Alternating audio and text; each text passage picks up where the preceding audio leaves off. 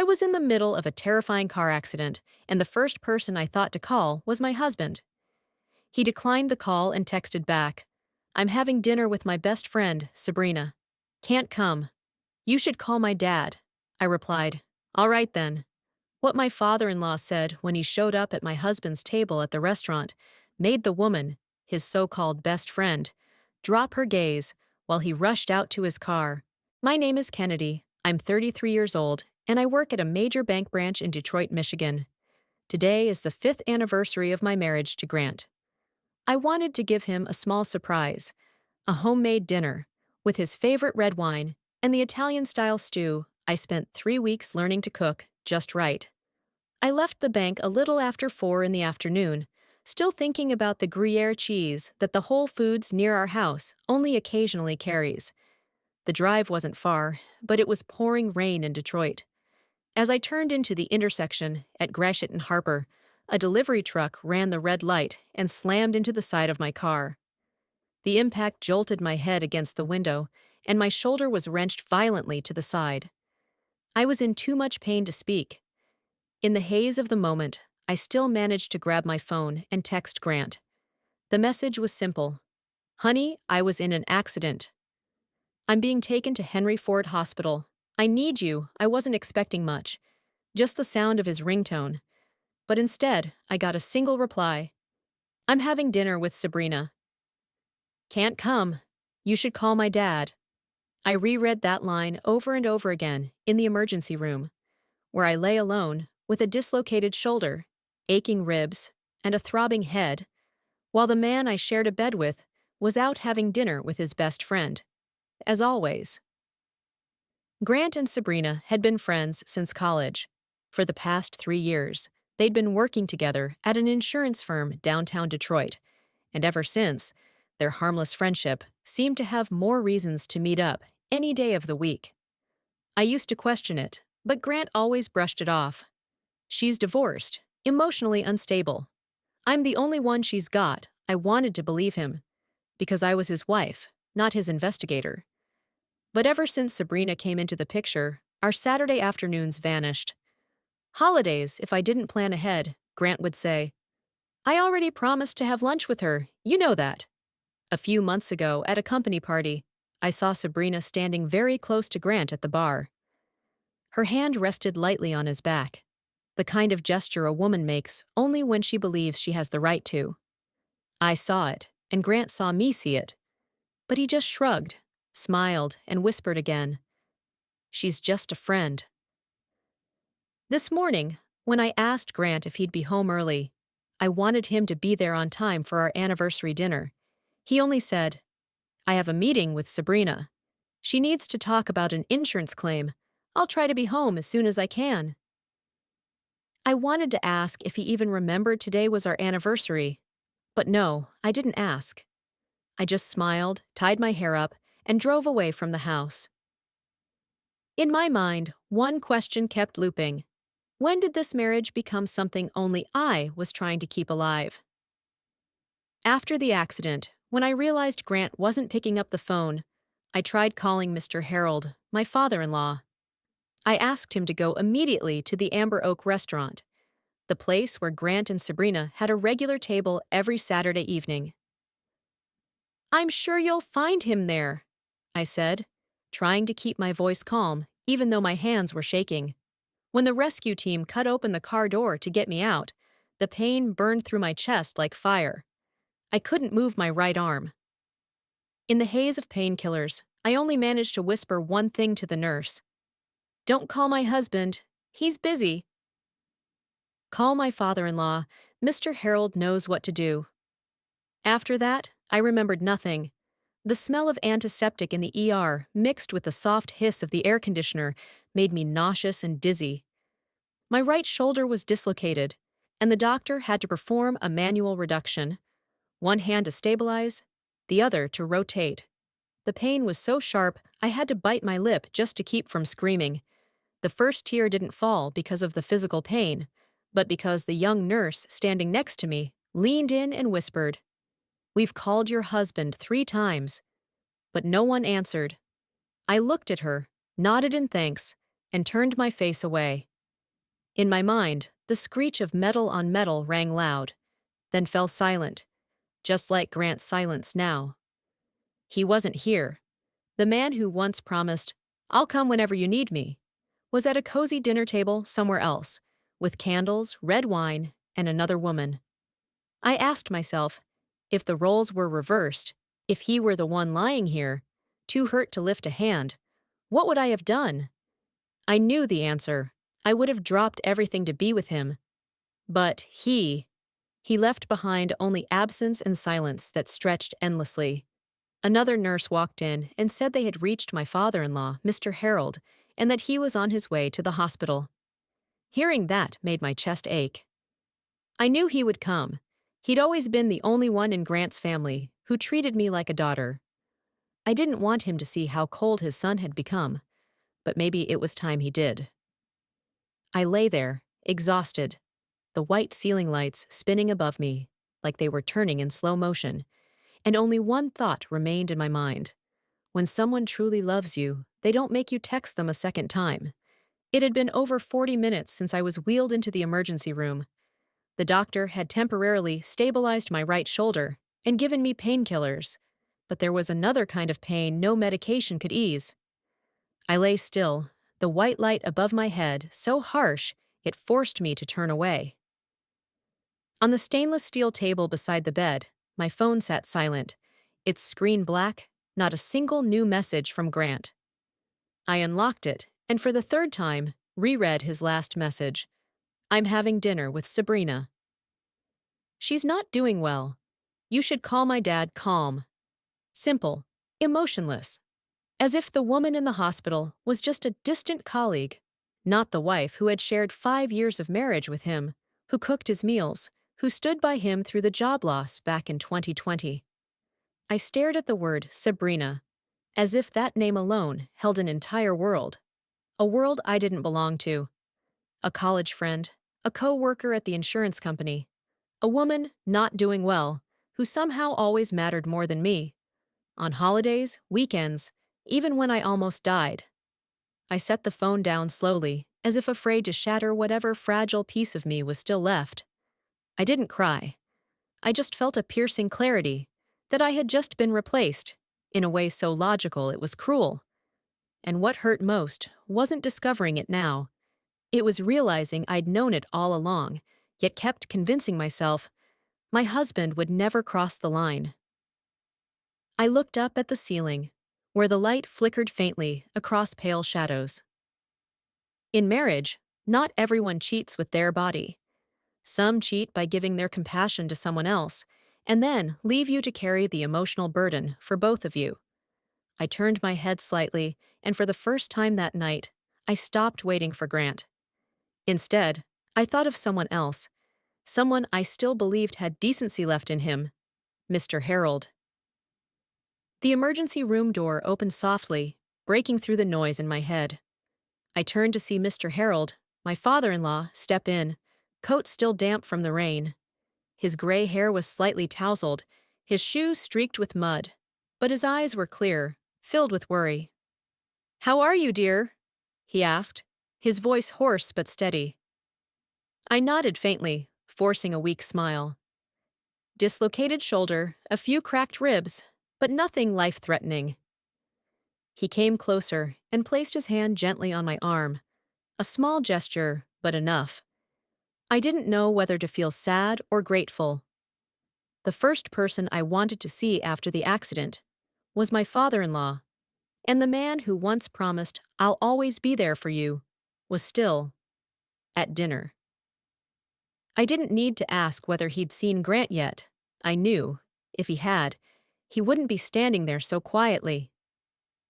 "Would you like me to take you home?" he asked. I shook my head. "I need to rest a bit, but could you go to the Amber Oak? I think he's still there." He looked at me, paused for a moment, then nodded. Without another word, he turned, gave my hand a brief squeeze, and left the room. I knew his nature. He didn't speak much, but once he decided something, nothing could stop him. At the Amber Oak, the restaurant Grant and Sabrina frequented, the atmosphere was warm and intimate, the clink of wine glasses soft beneath candlelight. Grant sat across from Sabrina, smiling lightly as he held a glass of red, when a familiar voice sounded from behind him. "Seems like you're having a wonderful dinner, son." The table froze. Grant turned, startled, and jumped to his feet when he saw his father standing there, coat wet, eyes sharp as a blade. Sabrina flushed, trying to look away. "Your wife was in a car accident. Emergency room. Doctor says cracked ribs, dislocated shoulder," Mr. Harold said, loud enough for the nearby tables to hear. "And you're here, dining with the one who needs you more." The air shifted instantly. Curious glances turned their way. Grant stammered, fumbling for words. But Mr. Harold stepped closer, his voice unwavering. "If you don't get up right now and go to your wife, don't ever call me your father again." No one spoke. Sabrina kept her head down, and Grant stood frozen, like a man stripped bare in public. Mr. Harold turned away, not waiting for a response, because he knew, when it came to right and wrong, his son needed to see the consequence for himself. I didn't learn the details of that confrontation until the next morning, but when Mr. Harold left the hospital that night, I felt something Grant had never given me: protection. Less than 20 minutes after he left, my mother, Martha, rushed into the ER. Her face was pale with panic, gray hair disheveled beneath a wool hat, beige coat still soaked from the rain. She hurried to my bedside, gripping my hand tightly, her voice breaking. "Oh, God! Kennedy, I just got the call. You scared me half to death." I squeezed her hand, smiling faintly. "I'm okay, Mom." Dislocated shoulder, cracked ribs, but the doctor said I'll be fine. She nodded repeatedly, then glanced around the room, as if looking for someone. Her gaze stopped, on the empty chair beside my bed. The confusion in her eyes turned to disbelief, then anger. "Where's Grant?" "Where is he?" she asked, her voice low but taut. I didn't answer right away. I looked toward the window instead, avoiding her gaze. My mother exhaled deeply, sat down, and I realized she wasn't angry because I'd done something wrong. She was angry because someone had hurt me and wasn't there to face it. 2 hours after Mr. Harold left, the sound of leather shoes echoed in the hallway, making me turn my head. The door opened, and Grant walked in. The fluorescent light hit his face. Still neat, shirt pressed, tie perfectly in place. The faint scent of cologne clinging to him, as if he had just come from a date, not from witnessing a crisis. "Kennedy," he breathed out, pausing for a few seconds before stepping closer. "I came as soon as I heard." "I'm sorry, I'm so sorry." My mother stood at the foot of the bed, arms crossed, her eyes filled with a mixture of anger and disbelief. "When did you find out, Grant?" "Kennedy's accident happened over 4 hours ago." Grant swallowed hard, his voice faltering. I didn't know. Sabrina, my colleague, called me earlier. She was in a bad place, said she might do something stupid.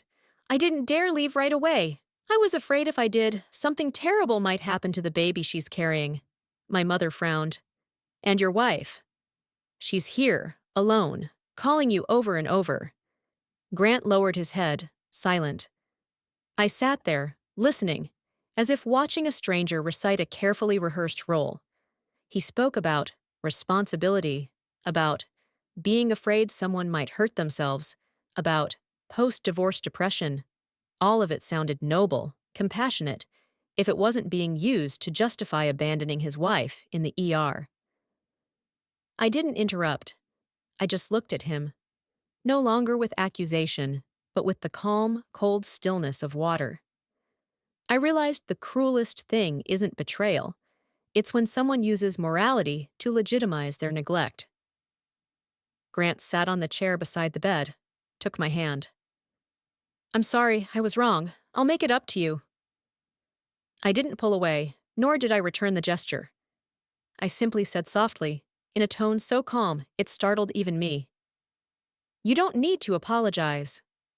Just remember, from now on, whoever truly needs you, go be with them." The air in the room froze. My mother said nothing, her stare colder than ever. Grant bowed his head, while I turned away, so he wouldn't see the weary smile fading beneath my tears. Afterward, Grant stepped out to sign some hospital deposit papers, and my mother pulled a chair closer to the bed, sitting down beside me. She didn't speak right away, just sighed, her fingers interlacing, thumb rubbing the small callus on her palm, a habit she had whenever she tried to hide her feelings. "Sweetheart," she began, voice gentle but slow, "I know you're disappointed. Anyone would be. But Grant's only human, you know. People make mistakes, they get confused, they falter." I didn't look at her, just stared out the window where the rain kept sliding down the glass. She went on, as if afraid that if she stopped, I'd argue. "What matters is, he's here now, taking care of you.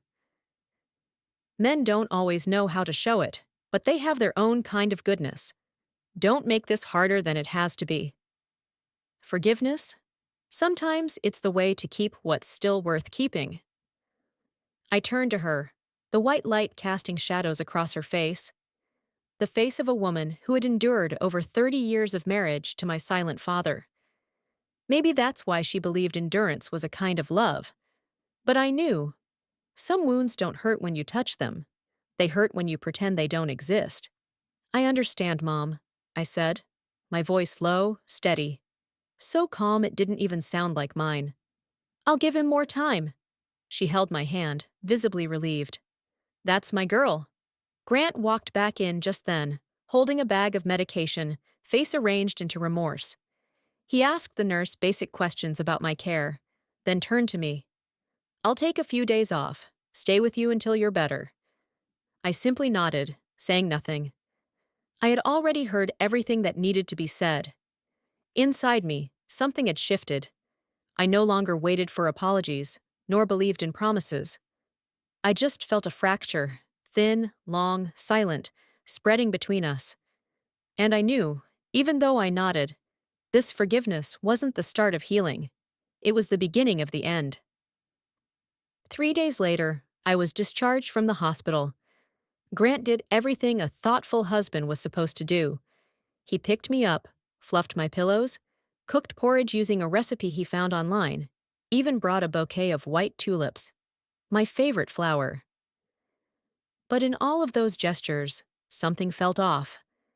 Everything moved too smoothly, too perfectly, as if he were playing out a familiar role, the role of the remorseful husband.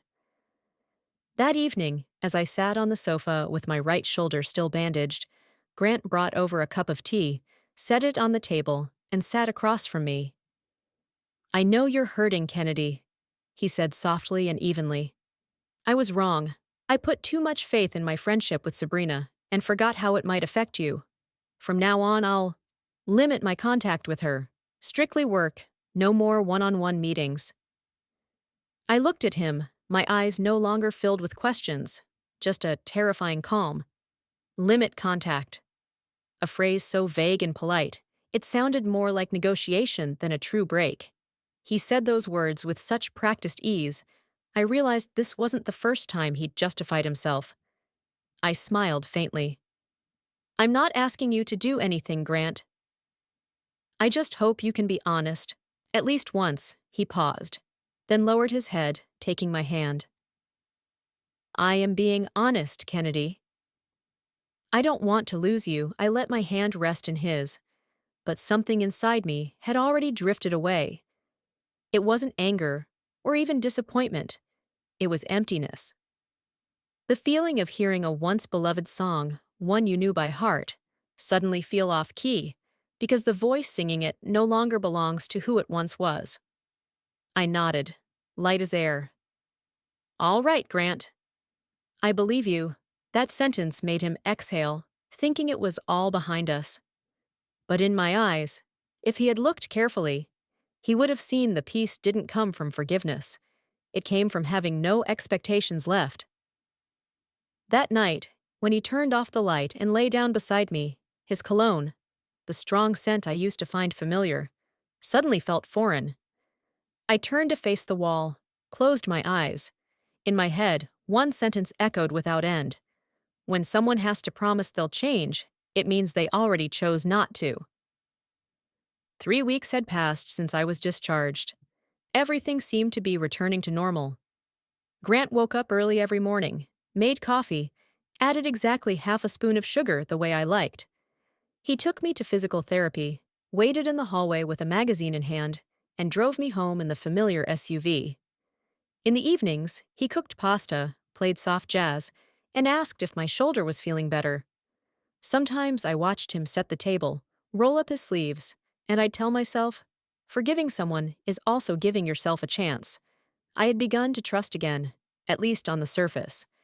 I texted Jenna, my best friend from college, saying, everything's going well, that Grant seemed to be changing, that maybe every marriage needs a few cracks to appreciate its worth. That Saturday morning, I had the day off. I got up early, planning to make the cinnamon waffles we both used to love, the kind with hints of cinnamon, butter, and vanilla that he always said, just smelling them makes me feel calm. I had the ingredients out, was mixing the batter when Grant came downstairs, shirt neatly buttoned, tie already knotted. I have a meeting with a client this morning, he said, slipping his phone into his shirt pocket. After that, probably going to play pickleball with some coworkers. You stay home and rest. Don't wait for me for lunch. I paused, wooden spoon midair in the bowl. A client meeting on Saturday? I asked, half joking, half curious. He smiled, kissed my forehead lightly. Yeah, they're only free on weekends. I'll be back early, then he left. The door closed, the car engine started, and the kitchen was filled only with the scent of cinnamon batter and a strange quiet. I don't know why, but that morning, as I watched the steam rise from my coffee mug, a faint feeling passed through me, like when you accidentally catch someone lying, but don't have the proof yet to admit you've been deceived. That afternoon, while cleaning the kitchen, my phone buzzed. It was Jenna, my best friend from college. No greeting, no emojis, just a short message and a video. Kennedy, I think you need to see this. I opened the video. It showed the pickleball court at the Northern Detroit Shopping Center, the exact place Grant frequented with coworkers. In the frame, there he was, in a navy polo and white athletic shorts, laughing with Sabrina. They had just finished a match, their hands brushing, sweat glistening on their collars, eyes locked in a way that wasn't friendly, nor professional. Then, in the next frame, Sabrina leaned in toward Grant. He bent down and kissed her. A quick, urgent kiss, but far too natural, like something they had done 100 times. The final scene, a silver sedan parked in front of the Marriott Hotel. Grant stepped out, opened the door for Sabrina. She smiled, placed her hand on his shoulder as they walked in together. The glass doors slid shut behind them, reflecting the golden afternoon light. The light I had so naively believed he was sharing with coworkers. I sat in silence. The phone screen dimmed. In the kitchen, the scent of cinnamon lingered, but instead of warmth, it felt heavy, sweet to the point of suffocation. Grant hadn't gone to meet a client.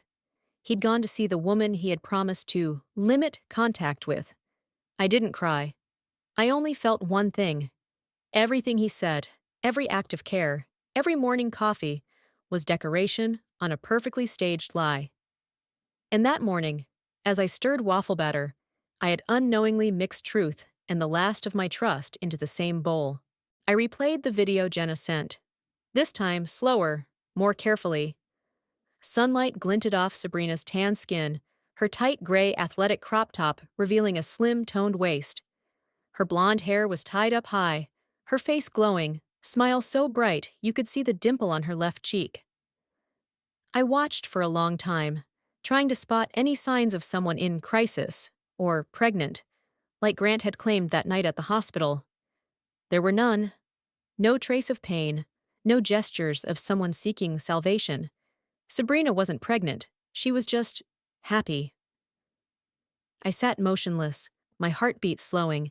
Every image in my mind began to align like puzzle pieces. That night, Grant claimed she wanted to do something foolish. The way he lowered his head in front of my mother, voice trembling as he said, I was scared to leave her alone. Something could happen to the baby. And my mother's words afterward, forgive him, maybe he was just helping someone. I had believed. We had all believed. But the truth was, Grant never helped Sabrina. He chose her. He crafted an entire narrative to justify his betrayal, using my compassion and my mother's forgiveness as a shield. I set the phone down, exhaled, my palms cold. There's a kind of betrayal you don't need to hear or see. You just need to realize everything you were told was a lie. On the dining table, the waffle batter from that morning still sat, cooling. I looked at it, remembering how Grant once said, "Love means sacrificing for others." Maybe he was right. Only I never imagined the others he meant would be Sabrina. I picked up my phone, opened my contacts, hovered over David, my younger brother, a lawyer, the one who once told me, "Just say the word, and I'll handle the rest." But I didn't know where to begin. I turned off the screen, got up, stepped into the yard. The afternoon breeze rustled through the lavender rows behind the house, their scent so faint it made me pause and breathe deeper. Across the wooden fence, Mrs. Margaret Ellis, my elderly neighbor, once a nurse, was watering her yellow chrysanthemums on the porch. She saw me and smiled, her voice hoarse but warm. "Oh, Kennedy, I heard from your mother. You were in an accident." "Are you feeling better?" I replied with a soft smile. "Much better now." "I was making cinnamon waffles again. Thought I'd bring you a few." She chuckled, a gentle smile like late autumn sunshine. "Well then, bring them over." I just brewed some mint tea, enough for two. A few minutes later, I was at her house carrying a warm plate of waffles. We sat on her porch, the tea steaming softly, the air mild and still. I watched my hands on the teacup and, almost without realizing, asked in a whisper so soft even the wind might miss it, "Mrs. Margaret, do you think forgiving a man who shows signs of cheating is foolish?" She looked at me, quiet for a few seconds. Her gaze was slow, steady, the gaze of someone who'd witnessed more loss than I imagined. "Kennedy," she said softly, "when I was a nurse, I learned one thing. If a wound isn't disinfected, it will fester, no matter how clean it looks. Forgiveness is the same. It only means something if the person truly wants to heal." She paused, then lowered her voice, as if recalling something. "Actually, I wasn't going to say anything, but maybe you should know. The week you were away on that business trip 3 months ago, I saw Grant bring a blonde woman home a few times. At first, I thought she was a relative, until I saw them holding hands at the door. I set the teacup down, my hands trembling slightly. The wind in the garden picked up, scattering a few yellow petals across the stone path. I wasn't surprised. I just felt everything in my mind click into place, like someone had finally flipped the switch in a room I'd been keeping dark. Mrs. Margaret squeezed my hand gently. "I'm sorry, Kennedy. I thought you should know the truth. What you do with it is up to you." I nodded. "Thank you. Actually, I already know what I need to do." For the first time in months, something inside me felt completely clear. Not hate, not pain, but resolve. When I returned home, the sky had faded into that pale gray of late afternoon. The house was silent, still carrying a faint trace of laundry detergent from when Grant had done chores a few days earlier. I looked around. The dining table, the wedding photo frame, the mug with Mr. and Mrs. Carter he once bought during our Nashville trip. Everything looked so normal it felt fake. I sat down at the table, opened my phone, tapped on Brian's name, my younger brother. "You need help?" Brian's voice came through, firm, unsurprised. I simply said, "He cheated. And I don't want him coming back into this house." "Got it," Brian replied, asking nothing more. "I'll take care of it now." Less than 2 hours later, a locksmith arrived and replaced all the locks. Brian sent me a photo confirmation, along with a message. "New keys done. Moving company will be there tomorrow morning. He has 48 hours to clear out." And don't speak to him alone. I read that message several times, feeling both relief and a chill. Everything happened so fast, I barely had time to feel anything. only to act like I'd rehearsed this my whole life. Late at night, I opened the closet, pulled out the old cardboard boxes, and started packing up everything that belonged to Grant. Clothes, shaving kit, the watches he used to brag about. Symbols of success, he called them. Each item I sealed carried the same meaning. His role was over. When I taped the last box shut, the clock read 11:47 p.m. Outside the window, the yard glowed softly beneath the street lamp. No cars. Just the gentle sweep of wind through the oak trees on the porch. My phone buzzed. It was Grant. A short message appeared on the screen. Just finished a pickleball game. We're at a coworker's birthday party now. I'm a bit drunk, probably staying at the hotel nearby. Don't wait up, I stared at that line for a long while. A strange laugh welled up, amused by the confidence of a liar, and by the fact that I once believed he would come home. I set the phone down on the table, exhaled quietly, and replied, "Get some rest. Everything at home is taken care of." After that message, I turned off the lights and climbed the stairs.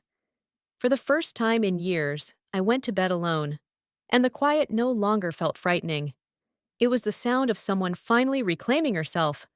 The next morning, sunlight poured through the curtains, casting a soft golden streak across the wooden floor. I made coffee and played my favorite song, the one Grant used to say, "Too sad, change it." Today, I let it play all the way through. At 7:30 a.m., the moving truck arrived. Two workers began carrying the labeled boxes onto the porch. Everything looked neat, orderly, as if it had never belonged in this house at all. I signed the paperwork, thanked them, then sat by the window, coffee in hand. Around 8:50, a familiar engine rumbled at the gate. Grant's silver SUV screeched to a halt, dust rising. He stepped out, shirt wrinkled, tie crooked, eyes bloodshot from lack of sleep. I knew he had just left the hotel. He looked around the yard, saw the sealed boxes, the locksmith checking the new locks, and he understood immediately what had happened. He charged up the steps, slammed his hand on the door. "Kennedy! Open the door, we need to talk." I didn't go out. I just stood in the living room, watching through the sheer white curtain. His face, the man who once said, "I'll never let you be hurt," was now twisted with rage and fear.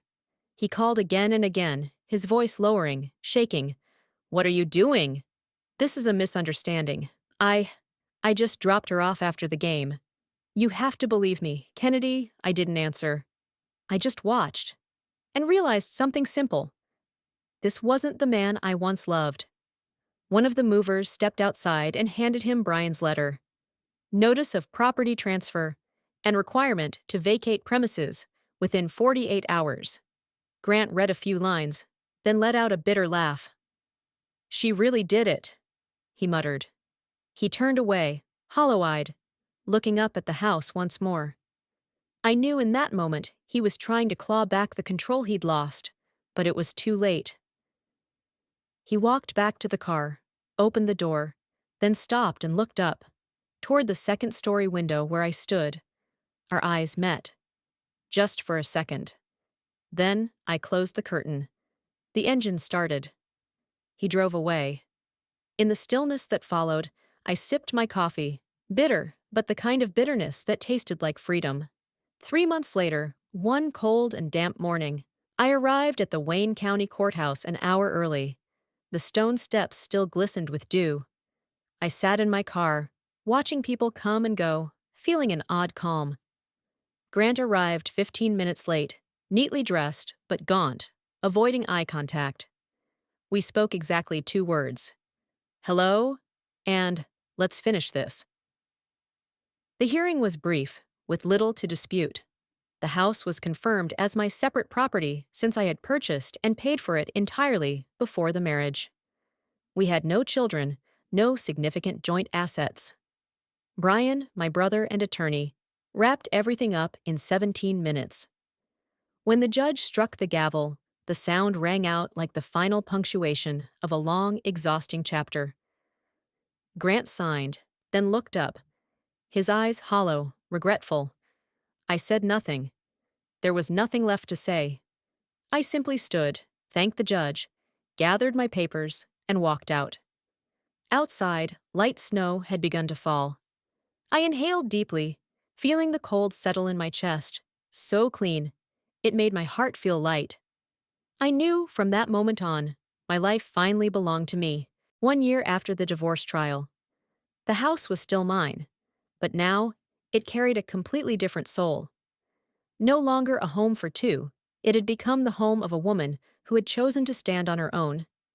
I began renovating everything in the style I had always loved, but was once dismissed by Grant. Minimal rustic mixed with modern comfort, a design many American women favored in 2025. The living room was repainted in a calming white sand shade, the walls adorned with black and white photo frames, and a wooden sign carved with the words, "Peace is a choice." The oak floors were refinished and topped with a hand-woven beige rug. The ceiling lights, Scandinavian style, cast a warm glow across the room. The reading nook by the window was now where I sat each morning, with a brown leather rocker, a lush monstera plant, and a small speaker playing my morning Jazz Detroit playlist. The kitchen was my favorite part. I replaced all the old cabinets with natural light oak shaker-style units, installed white quartz countertops with gray veining, and finally bought the Breville Barista Express espresso machine I had dreamed of for years. The kitchen window opened onto a small garden, where I grew mint, rosemary, and lavender in ceramic pots. The scent of herbs mixing with fresh-baked pastries each morning made the whole house feel soaked in freedom. Tonight, I opened a bottle of red wine, set out a few crystal glasses, and invited Brian and Mrs. Margaret, my neighbor, for dinner. I cooked lemon cream pasta, olive salad, and baked apple pie. The very dessert Grant used to ban because the cinnamon smell gave him headaches. Now, that cinnamon was the scent of happiness. Mrs. Margaret sipped her wine, looked around, and smiled gently. Only a year, and the house feels completely different. But you're different too, Kennedy. Your eyes are brighter now. I smiled and clinked glasses with her. In that moment, I realized I didn't need anyone to turn this place into a home.